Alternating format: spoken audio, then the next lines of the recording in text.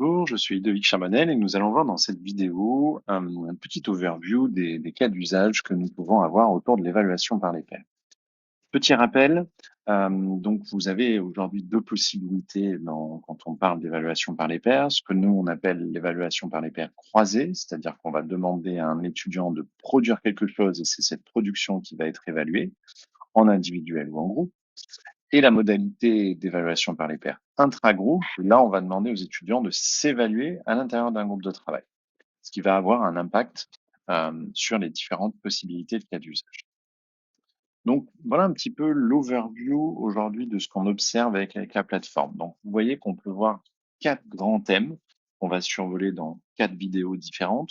Mais déjà, pour vous donner un petit peu de matière sur ces grands thèmes. Premier thème, l'évaluation. C'est-à-dire qu'effectivement, le but de l'évaluation par les pairs, dans un certain nombre de cas, c'est d'évaluer les étudiants.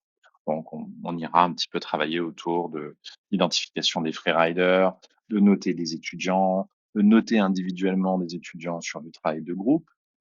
Un deuxième bloc autour de l'entraînement. C'est vrai qu'on y pense moins souvent, mais l'évaluation par les pairs va servir vraiment aux étudiants pour s'entraîner avant un examen, avant de pouvoir avoir une évaluation finale par un enseignant, par exemple. Troisième bloc, la notion de collaboration, de travail d'équipe.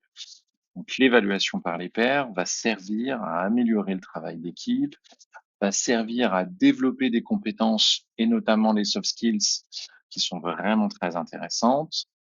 Et enfin, quatrième bloc, quatrième typologie d'objectifs qu'on observe, tout ce qui est autour de l'engagement des étudiants, c'est-à-dire que on va leur permettre d'être plus engagés dans une classe, d'être plus engagés sur des présentations. Donc, vous verrez qu'on détaillera ça en détail. Donc, dans les prochaines vidéos, on adressera chacun des 4 blocs avec quelques exemples pour que vous puissiez un petit peu projeter l'usage de l'évaluation par les pairs plus concrètement.